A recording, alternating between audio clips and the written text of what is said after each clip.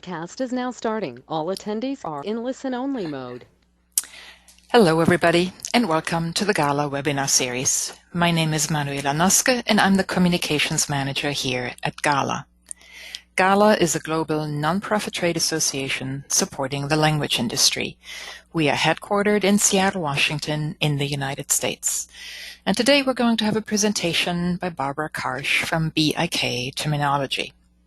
And we're so pleased each of you joined us from various locations all around the world to participate in this event. I will hand it over to Barbara in just a moment, but first, as always, I have a few housekeeping items to go over. We have muted everyone's lines to cut down on any background noise. If you experience any technical difficulties, you can let me know by using your chat box, and I will work with you to troubleshoot them. If you have a slow internet connection, your audio may be disrupted. If that happens, you can use the number listed on the GoToWebinar panel to call in using your own phone. We are making a recording of this presentation, and you will be able to find it following the presentation on GALA's global website. All participants will receive a link. Barbara will answer your questions at the end of the presentation, but please feel free to type them into your chat box throughout the webinar to get them into the queue. We will get to as many questions as we can with the time remaining at the end of the session. Before we begin, I'd like to take just a moment to introduce our speaker. Barbara Inge Karsch is the owner of BIK Terminology, a terminology consultancy and training company. Since 2010, she has been providing terminology training, terminology development, and implementation of terminology management systems for Microsoft, Intel, Facebook, the Council of the European Union, and others. She draws on her extensive experience working in-house as English and German terminologist for Microsoft and J.D. Edwards. Barbara completed both a BA and an MA in Translation and Interpretation and has done PhD-level research in terminology management. She is an adjunct instructor at New York University and has taught at KU Leuven at Antwerp, Belgium, Middlebury Institute at Monterey, and the University of Washington. As a U.S. delegate to ISO TC 37, Barbara is leading the revision of ISO 12616, which is translation-oriented terminography. Barbara has dual citizenship from Germany and the United States and has moved back and forth between her home country several times. And now, without any further ado, I'm going to hand it over to Barbara for the remainder of the session. Barbara, the floor is yours. Thank you very much, Manuela, and hello everyone to this terminology management session that I call Documenting Terms Once and for All. And of course, the title is we want to only document terminology once and never touch it again, and it should be simple enough for many people to do it. So that is my goal for today. But we have an agenda that is a little bit more complex than that. First of all, when we talk about terminology, and actually more specifically the subfield of terminography is really what we will go into today, what do we want to accomplish with that? So I'll show you that. Then we will roughly talk about what are the things that we want to document. And by the way, it will be a little bit interactive, so I'll be looking to you to participate to a certain degree. And the main part of our presentation today, of our webinar, will be spent on how to document the various parts of speech. You see 3 main parts of speech listed here. And then at the end, I'll spend a little time talking on where to document terms. I have to also say that I did a similar presentation, or the basic presentation that this is, a few years ago for the American Translators Association. So it was originally for freelance translators, and for your audience, I modified it slightly to have this angle of the project manager a little bit more in mind. So this is why this last piece I actually modified quite a bit. Okay, let's see, what do we want to accomplish? Why do we even do terminology management? And with that, I have a poll first. So Manuela, if you don't mind launching that poll, that would be great, just so that we get an idea on who has translated before. Have you ever translated in a translation tool with an attached Termbase before? It would be great if you could let me know so that I know how deep to go into it and you know, how deep your expertise is here. Yep. So it is in progress, and we're just about settling in with 80% voted, 90% with a yes, and 10% with no. Ooh, that's a much higher percentage than I expected. Thank you. I think, Manuela, maybe that's, if you want to close the poll, that would be great. And thank you all for clicking that button. That's excellent. And again, you're much more experts than I expected. But for those who have never worked in a system before, I do show Trados Studio here. And very, very quickly, we have on the left-hand side a text on soccer. I did the slide about 3 years ago, when the European Soccer Championship was in Germany. So German text on soccer, and a German soccer player had a tear of the cruciated ligament that you can see here in my active segment that I'm working on as a translator. And the tool recognized that Kreuzband, the German term for cruciated ligament, is actually in the Termbase. And so I'm pointing to the Termbase now. And then this Termbase information will be offered to me in my active translation segment, and I can then just select the term that I would like. You see there are 2 synonyms that I can choose from, and I can very easily then just use the one that I want in my active segment. What we'll talk about today is how to maximize the information that the translator is offered during translation. Before we do that, though, I have to state that the linguistic information that I'll be sharing with you today is true for English only. Of course, a lot of them can be transferred to other languages, or you can think along in your other languages and find similar rules, similar best practices that are true for your languages as well. So just take that as a little bit of a caveat up front. What do we want to document?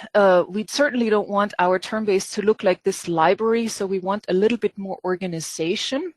And of course, first we have to be clear what is the type of information that is useful, that is necessary for us to work with in terminology management. And I categorized it in a very, well, non-technical way, in a way. You want information that determines what something is and what it is called in your languages. And then also we want the information so that we don't confuse that thing that we're documenting with something else. We want to avoid confusion, and we want to find it again. And so what something is more formally, more technically known as the concept. And what something is called is a term or name, also known as a superordinate category of designation. So you'll hear all 3 today. I have a little question for you. Obviously, many of you are actually experts in this, but in the chat box, would you mind sharing with me what type of information do you think we should be documenting in our Termbase?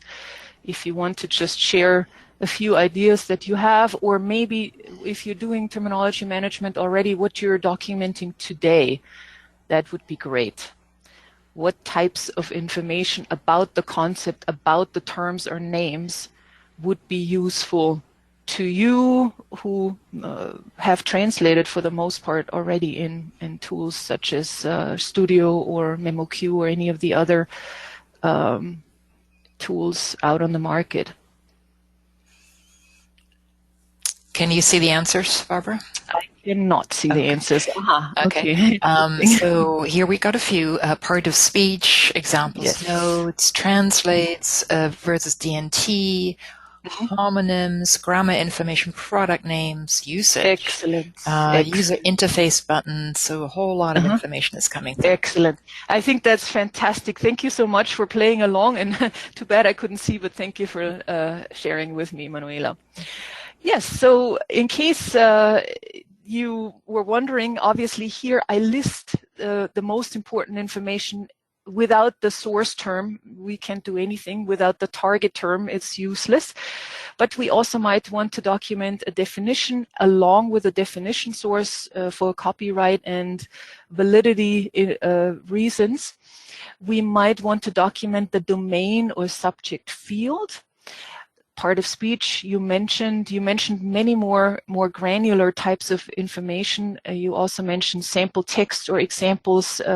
Quite often we refer to it or lump it into the category context and context source, and you might do this for both source and target terms. Same thing for part of speech. You might also want to document that for the target term. Those types of information become fields in the database, and we technically call them data categories. So that's the term that I'll be using today. Back to our example. So we want to focus on that part up here in the interface of this translation tool where the Termbase comes in.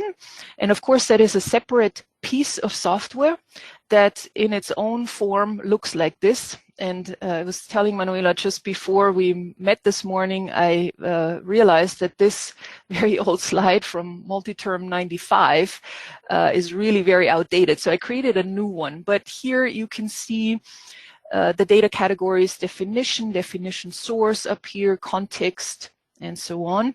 And here is a little bit more of an updated view. Actually, it's the most recent multi-term version with an entry on the technical term concept in the field of terminology and various other data categories like term type, also usage status. Is it a preferred term or one that you shouldn't be using? Those are the things that we document. Here's another one. If you work with languages that are used in multiple countries, you might want to document what is used in one country versus another by documenting geographical usage. Or, of course, with European or Scandinavian languages, Romance languages, the number and the gender also is a good idea. But today we will really only focus on the term field. So that's our main focus, because that is the index field that translation tools are looking at. Now, at the risk of having all experts, I will want to ask, though, how much experience with documenting terminology you have. And Manuela, if you could launch poll number 2, that would be great. So just a little input from your side to see what the expertise is.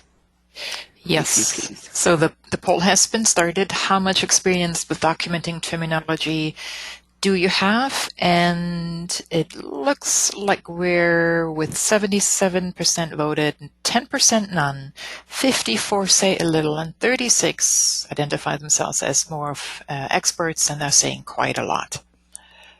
Okay.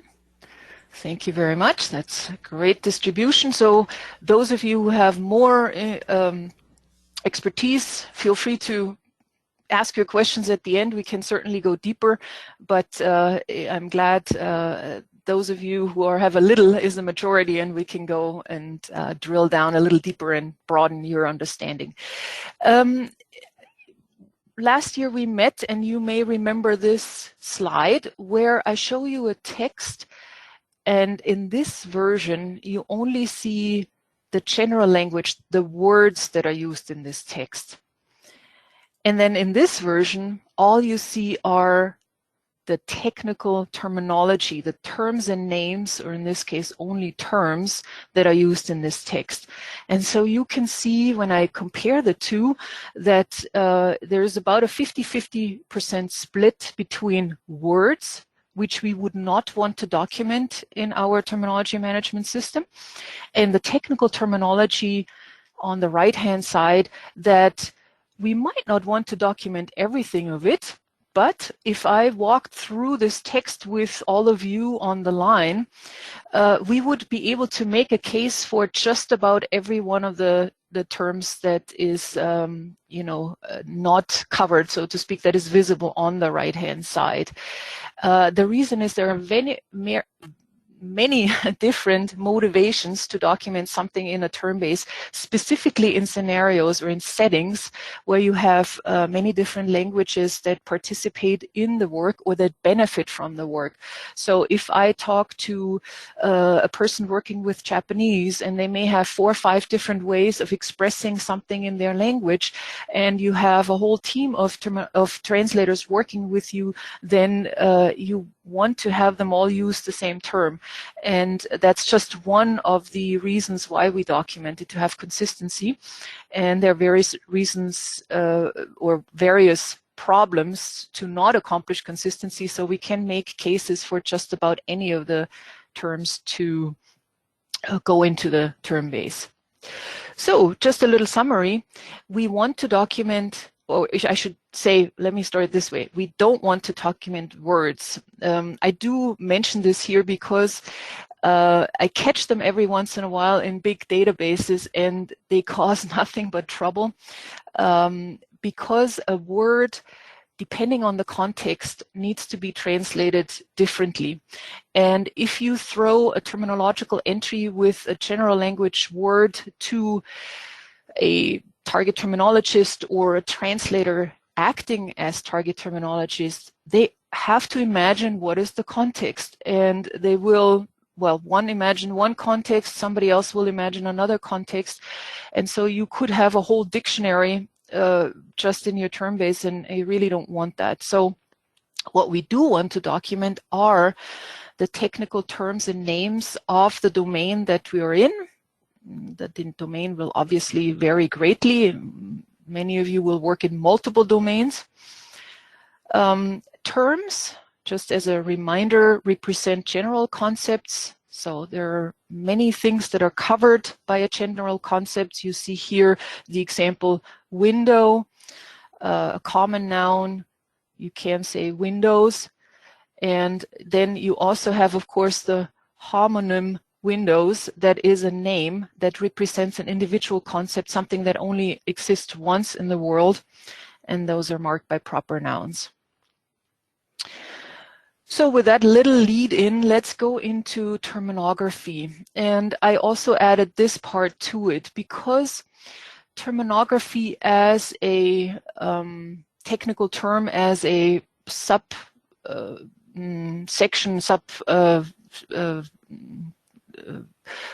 part of our field of terminology management is probably not that well known.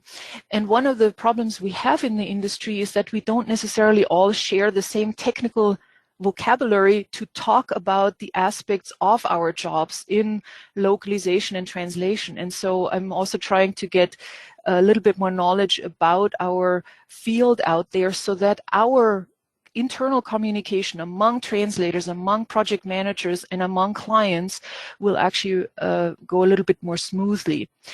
So here is a less technical description of what terminography is. There is actually a technical definition in the new ISO 1087 that will be published sometime this year, I think. But I decided to make it more descriptive here. Terminography could be considered the process that you go through as a terminologist or terminology worker that results in a terminological entry. What you first do, of course, is gather information about the concept. You've identified in your source document a term that you might not understand, and you realize, aha, what does it stand for? I need to know something about the concept. Then I need to gather information about potential terms or names in the target language. And then I need to evaluate that information. And once I have done that, I can go into recording. And those of you with Latin background with Greek background may recognize that terminography has this aspect of recording just in its name. And so terminography is the biggest part of terminography is then to document that information in the Termbase. We're guided, as we stated before, by data categories in our Termbase. They all have standards, and today we will focus on the term field. The term field, as I mentioned briefly before, is the index field, and that means that the translation tool will look at that particular field and match what they find, what the tool finds in the source text will match it against the Termbase. And so if we have a match there, then the translator will get a hit. So you can see how important it is that we get the information in the term field right so that we optimize the result for the translator. You know, a lot of times in industry I will get, oh gosh, it's so detail oriented. Yes, but we really do want that result for the translator. This is why we're doing this in the first place.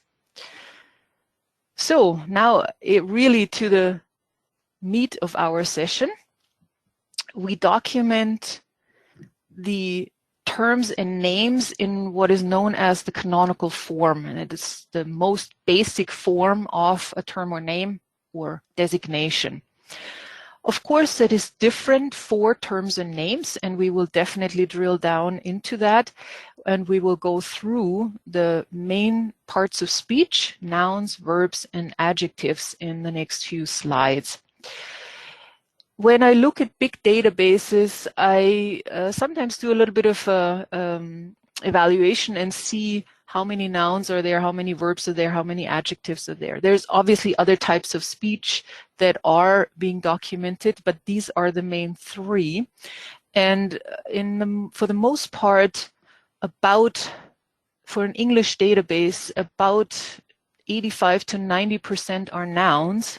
And then the rest of the 10% are split between verbs and adjectives.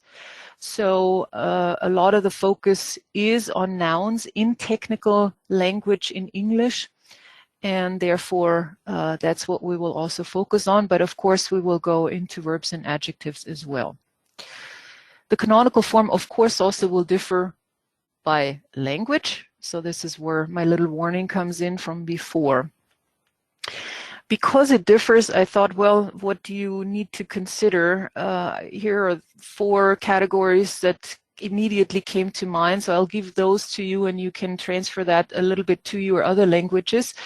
The number forms, of course, matter. Casing in English is a tremendous piece of information that we terminologists and also the translators know how important it is. And many authors, many people who write the documentation that we then translate, that we work on as terminologists, are not aware what a big piece it is. If I put something in uppercase in English, I give it specific meaning. And quite often when I work with writers, editors, and other authors, I will point that out in the hope that they will take it away and use casing with a little bit more diligence. The word order will matter, and we'll show you that in a moment. And then also for those languages that have gender forms, that's also an aspect to consider. So the most important part of speech in English anyway, in technical language, is the common noun. When we document it in a terminological entry, we will always document it in singular, unless it is a mass noun, of course, which doesn't have a singular, or you could say it's already the basic canonical form is that of the mass noun. But quite often I find plural forms in terminological entries, and that has various problems. Of course, there are terms that only come up in the plural forms, and there are exceptions that we make where we would document the plural. But if you only find one occurrence of the singular in a text or in the text that you search through before you document your source term or your target terms, then do document the singular in your entry. The reason is, for one thing, you want that match between the translation tool and the Termbase. But also, if people search the database by themselves as humans, we have to have a standard on what we search on. And if you enter the plural and somebody searches for the singular, they may actually not find it. In large databases, the consequence then is that they will ask for this entry to be added. And then you would be setting up a duplicate, and you want to minimize that problem in a database, of course. Everything should only be set up once. So singular is, I think, is one of the most important aspects in terminography for terms that we, or for the term field, that we set up our nouns in singular. It's maybe a little bit more easy to understand why we wouldn't want them to be preceded by the definite or indefinite article. But in the past, when quite often we used lexicographical resources, glossaries, for example, that are out there on the web, we would find them, would import them into a Termbase maybe. And actually, I'm talking hypothetically because I've never done this, but we might then end up with an article in front of the noun. Now imagine the translator sitting there. For one thing, they may not get a hit because the Termbase wouldn't recognize the match there between the translation segment and the Termbase. But let's say you have the definite article in the term field, and that's not what is necessary in the translation field or in the translation segment. So the translator always would have to erase the article. So definitely nouns without article. Example here, very simple, very easy to understand, right? We all know what a window is. We all know what Windows is. It seems so simple, but we don't usually document simple terminology that we're all familiar with, or those are not the hard cases. The hard and the difficult cases are new terms, new names that we're not familiar with. And so then it becomes really important for us to drill down and search for what is the canonical form of this particular noun and document only it and not any variation thereof, say the plural, that we might be tempted to.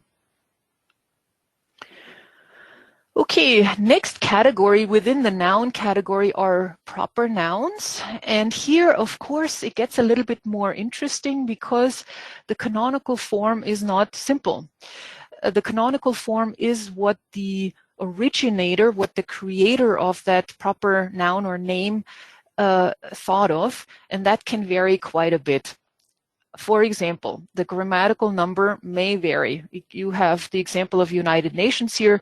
Nobody on this call would list United Nation. If that was listed, it would certainly be a human error, but it just simply doesn't make sense. Here is this interesting aspect of casing, and this is really dicey, I can tell you. And before I go, well, actually you see the example of iPhone that most of us are familiar with, but casing varies so much in proper nouns these days, in marketing material, in company names, in products, product names, in product line names, and so on. And these are really tough cases for humans. I'll tell you a little story. When I worked for Intel, I did a lot of term extraction. And term extraction is a fantastic way to find errors in source text. And anytime a product name or a partner name was misspelled and not in the Termbase, I would get it as a new term candidate, of course. So the term extraction tool would extract it and say, here's a new term. And I say, well, wait a minute, that's not a new term. That is just a variant of what we already have in the term base. And I would drill down, and in the cases of proper nouns, of proper names, it was really stunning because they were misspelled most often. I think the reason is, and this is just a hunch that I have developed over the time of that project, is that when writers and editors say write about a partner product or a partner company, they may look up the name of their company once and they remember it that very moment. But a few hours later, a few days later, as they keep working on their text, they will only vaguely remember that there was something, and they may not look it up anymore. And that's how these variants, these incorrect variants, get created in source terms. Also, as part of this project, I then went out to the website of these partner companies, and quite often I found their own names misspelled on the websites. So it's definitely an aspect where the human mind has a little bit of trouble to remember, and therefore to add it to your term base is a good idea, especially also if you're working with controlled language in the source text. Definitely a big category to keep straight. Going a little bit deeper, as I see we have time, the reason is that, of course, it is very embarrassing if you misspell a partner name, or if you misspell the name or have variants in your product, in your own product names. And if you have a lot of them, and you know, the large companies, especially in manufacturing, have a lot of product names, it's not only embarrassing, it also is a lack of or branding, a loss of branding opportunity, and it leads to confusion, and it could even lead to legal issues. So definitely watch out for those proper names, specifically with the aspect of casing, and specifically with English, although I imagine that that may be very similar in other languages. Sometimes, of course, going to this third bullet down in this list, names may contain an article, and that is part of the name, and therefore we would list it. You see on the next bullet, the example is the Bahamas. If that's part of the name, that's how it goes into our term field in the term database. And then lastly, on this particular slide, multi-word names or multi-word terms are listed in spoken order. The reason it shows up here is that it's more important, or we're more inclined to list them in the more lexicographical way, putting, say, the article at the end with proper names than we are with any other of the part of speech categories. So multi-word names listed in spoken order, not in alphabetical order. That's a common practice in lexicography, but we don't do that in terminography. Because once again, imagine the translator, maybe they get the hit because the term base is set up to actually identify that there is something in the source text that is part of the term base. So maybe we do get the hit, but now the translator cannot copy it in, and it's super annoying if that happens. So you do not want to annoy your most precious colleagues, the translators. Verbs, we document in the uninflected form. We don't precede it by to in English. Again, more of a lexicographical way of documenting words, but we don't do it. And then it may be, you know, a little redundant, or even doesn't make sense to say don't document the gerund form, the ing form in English when you document verbs.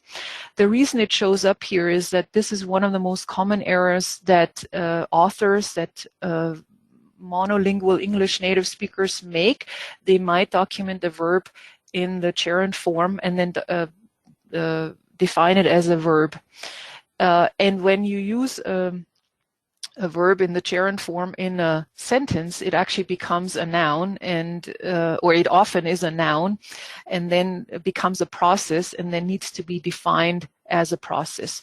So uninflected form is what we want for the verbs, and that's the canonical form.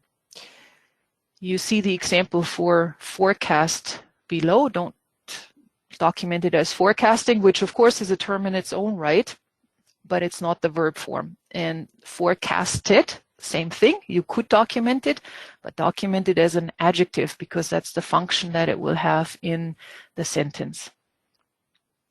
And that brings us to our last part of speech category, the adjectives.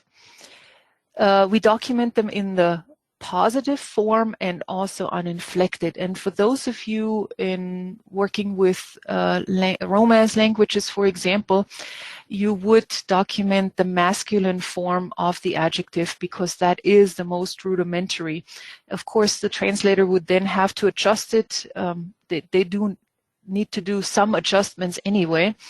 The goal of the best practices that I'm sharing with you today is to make their jobs as easy as possible. And the masculine form in Romance languages is the simplest, that is the most easily adjusted. Example here, very logical to document familial as the adjective, and then also define it as an adjective, of course. And when we say positive form, don't document as boldest, which I don't ever see that, but for completion's sake, we put it here under adjective. Okay, and now we come to some of the hottest questions sometimes in our field. Where do we document the terms, right? So we spend a little bit of time here, but before I go deeper into it, I would love to know, what tool are you using to document your terminology today? And of course, you have the option of saying, we're not documenting our terminology, because I don't necessarily expect you to, but I would love to hear and see what your choices are today. And the poll is in progress. So your choices are terminology management system, word processing program, spreadsheet program, other, and then the unthinkable, we are not documenting terminology. And we have about 70% voted at this point. And a terminology management system seems to be the winner here with 64%. Nobody using a word processing program, 27% saying spreadsheet, other 6%, and then 2% are admitting to not documenting terminology. Wow, we certainly are talking to a very nicely educated audience. Thank you so much. Yes. So hopefully this was not too rudimentary for you. Hopefully you will take away something. If not, we will have some time. And in fact, I'll speed maybe through the next few slides so that we can get to questions in the end, as the level of expertise is a little higher than I expected. So as I said before, this was originally for freelance translators. And when I got to this part and thought about it for you as an audience, I did leave some of the information because I wasn't sure, but also I wanted to give you a little bit of that feel for the freelancer. So of course the freelancer doesn't necessarily have the time and maybe also not the funds to invest in a tool. But almost everybody has some form of documenting their terminology, and most often that is in a spreadsheet or in a table form. I'm really glad to see that not very many of you are using word processing documents, because even a spreadsheet is far superior than a Word document. And the reason for those of you who are doing that is, well, you might have experienced it anyway, but it's so much easier to work with data when you have the data in individual cells and not in a free-flowing text form. And we really need to think of terminological data as data, and that not as linguistic information in form of a text. So if you aren't there yet, shift your thinking and think of it as data and as values in data categories, in fields in a database that you want to reuse in the most optimum way. So for the freelancers still, I said, even if you're using a spreadsheet today, you might want to upgrade to a terminology management system in the future. So for those of you who are working in spreadsheets today, here is one version of a spreadsheet. Of course, you can set up various versions of spreadsheets. None of them are ideal because you will see as soon as you have multiple languages in here, it gets super complex. It gets very easy to make a mistake or to even destroy your spreadsheet completely. But nonetheless, this is how many organizations get started, because it's not, it's the most logical way to get started, really. And if you get started that way, and if you're still there, then what I would recommend in order to plan for the future is that you plan in something like a concept ID. So that you still even in your spreadsheet already work concept oriented, so that later on you can import it into a tool that works concept oriented. And so you would list all your terms around the concept ID that you see here in the first column. I think for such a knowledgeable audience, I don't need to drill deeper, but I also anticipated a little bit the question of tools that quite often in these settings come up. And quite often I get asked, well, what tool do you recommend? And I'm going to tell you why I hardly ever recommend any tools. I did, by the way, in the freelance version of this webinar, because it's a lot simpler for freelancers. There are not that many options out there that are logical options for freelancers. For your settings, it is a lot more complex. And I thought of an analogy. So let's say if I was a medical professional and you were patients coming in with complaint of an ailment, and you tell me, oh yeah, we are sick, what would you prescribe?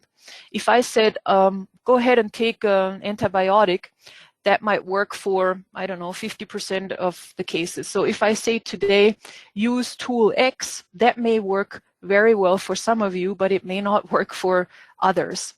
And so the reason for doing a more thorough analysis and not just throwing out a bunch of tools or a list of tools to you is that your goals within your organization may vary. So with goals, we mean, do you only support, and only in quotes, of course, the translation environment, or do you also support controlled language and knowledge sharing?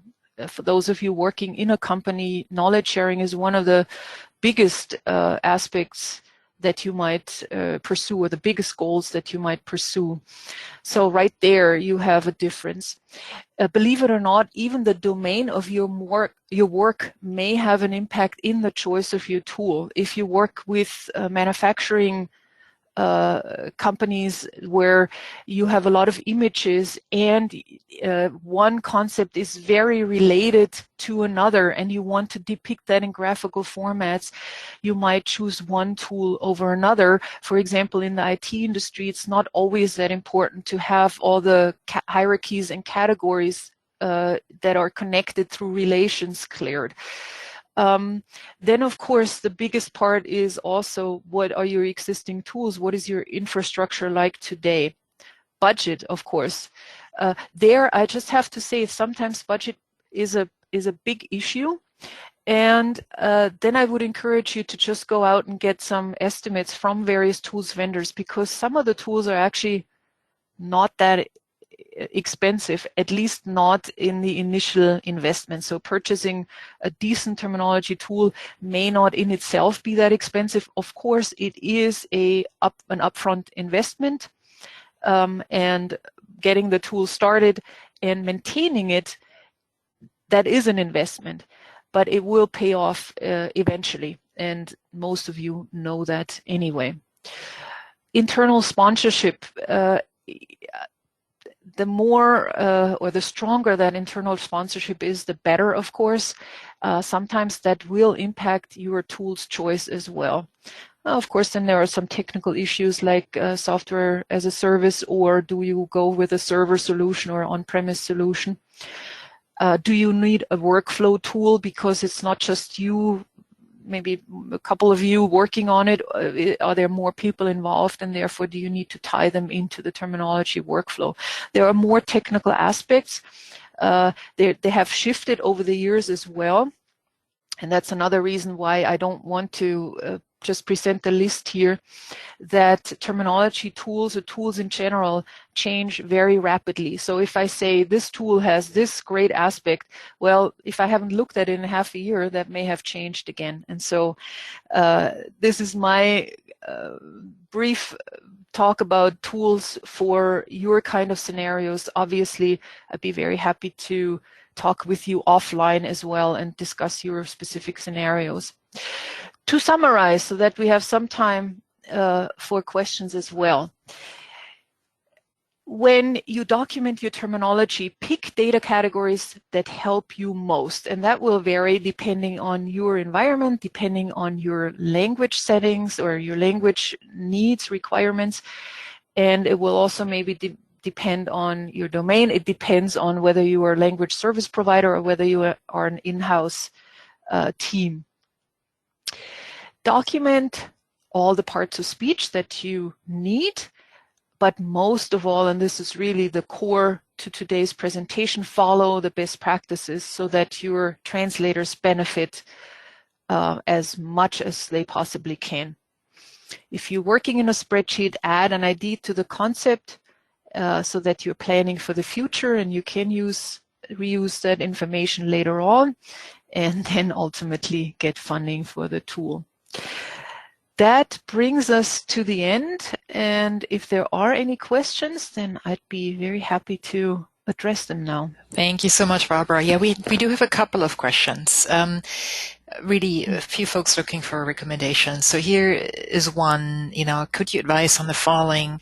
Is it better to collect terms in a source language and translate the list versus collecting terms in the whole set of languages and correlating them as appropriate, as long as you can correlate them? Okay, let me back up a little bit with that question and walk you through the most ideal workflow. The most ideal is, of course, if I do thorough term extraction with one source text or multiple source texts and list the term candidates in the source language, research the concepts behind them and document that in the terminology management system, and provide any information that a target terminologist, and that's the role that we're really looking for, might need to work with on the target terminology.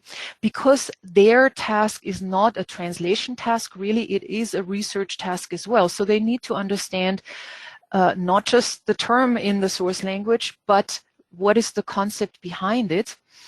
Hopefully you provided that information, and then they need to go out and match that to their source culture, and then find the ideal term candidate, the ideal term to express that concept in the target language and for their target culture. So it is this multi-step process. Of course you go, well, I never have time for that. Of course, in most or many cases, you hire people who are familiar with the domain, and they will intuitively go through this process, these steps, and only in the toughest cases, and I just yesterday at Microsoft had one of those cases where we really needed to do the analysis and walk through the steps. What are the source term candidates, and what are even correct candidates in the source language, right? Not everything that you find through term extraction, term identification is a good term candidate and should be listed as a good term in your database.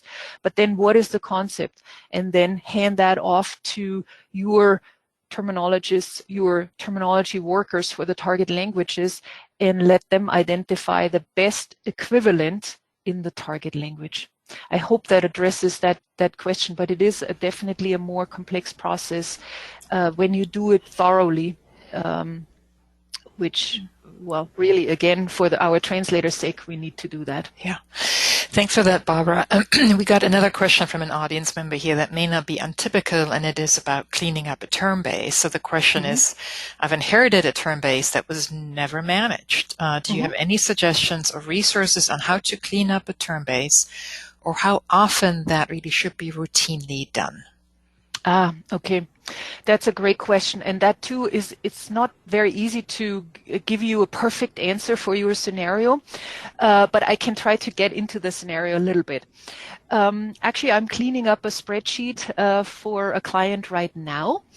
And believe it or not, I really like to work in Excel for that, because you can sort your data categories, and hopefully when you say a Termbase, it has data categories, and so it is, categories of data plus the values in their individual cells. So for example, I can sort on the term and then see whether the definitions actually are for the right part of speech. I can do data integrity checks on the part of speech across the term field, the definition, and the part of speech field. I can check the casing by sorting the term. I can check for plural forms that may have crept in. I can also do spell checking in Excel. So those are some of the things that immediately come to mind. And I think a few years ago, in fact, you and I may have worked together, Manuela, where I did a little bit more of a thorough analysis of parts or subparts of a database. I had a whole list of things to look at when you do a cleanup. I'm also working on the best practices folder by the German Terminology Association. If you happen to speak German, that's a really good resource, and you can look there for more ideas. Going into how often to do that, it really depends. If you have a workflow set up that is very thorough from the beginning, I would say that 90% of your entries are probably good and are not in need of review necessarily all that often. I say 90% because as humans we make mistakes. That's one thing. We also may not always have all the information available that we need to set up a proper entry. And so, every once in a while we need to go through. If you don't have a good workflow, I would probably do a really thorough cleanup right now as you're looking at it for the first time, and then identify the categories of mistakes as you're learning about them, and then do spot checks every so often. I can tell you at Microsoft we did what we call health reports every 6 months, and in a large database I would say that is necessary. It's also an interesting question because the largest databases that are out there in the terminology world are reaching sizes where health reports or periodic checks on the health of a database are really becoming necessary. When I say are becoming necessary, that's at least the last 5-10 years that it has been necessary. On smaller databases, it's much easier to keep track of or to have a good pulse on the health of your database. Also, another aspect that comes to mind, if you have workflow and you have users maybe sending in feedback anyway, then you have sort of an automated quality assurance process baked in, and the biggest mistakes get caught that way as well. So you see lots of aspects that come in into the answer of this scenario. Yeah, thank you for that. We do have a couple of questions where people are asking for recommendations around tools and systems, and I will pass those on to you, and maybe you can take that discussion offline. We have time for maybe one or two questions. So I'll take this one here next, and that is any recommendations for a learning path to become a source terminologist? Source terminology. Well, I would say it is the same path as for terminologists in general, because terminology as a field doesn't really make a difference between source and target. Obviously, in the practical applications, we do make that difference. But the best practices, the theories, they are the same whether you work in one language or another. The difference is that your linguistic knowledge will vary. I would, I believe I have sent or have shared that here before. I would send you to the website of Terminological. And that's a group of terminologists working for large organizations, and they have collected a nice list of resources on their website that you can browse through and see. There's, for example, a list of skills. In one of the previous webinars that we did last year, we talked about the skills that are necessary to do terminology work. So I refer you to that webinar that we did here at GALA last year, but also to the Terminological site. And now is the Terminological site in English? Yes. Yeah. Only in English. Okay. Yeah, we have a few people here who are asking or suggesting, if you're planning to translate the best practices that you mentioned from German into English, I think there is a need for that. Let me close out with this question, and this may really take us beyond, but maybe you've got some thoughts to share here, and that is in the humanitarian domain. How do you handle dialects and regionalism in a term base? That's an interesting question, and it's one that I anticipate will come up more often as the complexity of term bases in general. I'm just, looking at the big picture of terminology in the world, so to speak. They become more complex. They serve more specific scenarios. And I'm very glad to report that colleagues of mine from the ISO committee have been working on a standard of language registers, and it was published as the most basic form of an ISO document, and the technical term for that escapes my mind right now, and even the number escapes my mind. You would probably find it on the ISO website. But I also, again, if you want to send me an email, I'd be happy to pass on the name of that standard and the number to it. So that would be the first thing to look at. What is the categorization of language registers? They did a fantastic job. Really, some excellent colleagues worked on it, and I sat in on a few sessions. I was always impressed.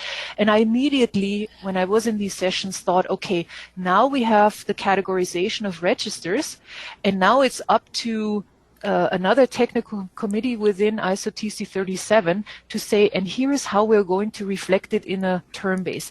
I have not honestly seen a term base that does that, but the step from having the categorization mapped out to mapping it in a term base is not, well, in my mind anyway, a very difficult one. That's one that we could solve. So first step is, what's the categorization outside the database, and then represent that in the database. Cool. Thank you. Thank you so much, Barbara. We are out of time. So thank you for joining us again today and presenting on this topic. And a big thank you to all of the participants. We have some questions left unanswered. We'll try and attend to those. We would really appreciate it if you could just take a moment to give us your feedback on the session using the post-event survey. It is really short, but your perspectives really help us to continue to refine our webinar program. And with that, I wish you a good day or a good night, depending on where you're calling in from. And I look forward to seeing you at another GALA webinar soon. Bye-bye. Bye-bye, and thank you.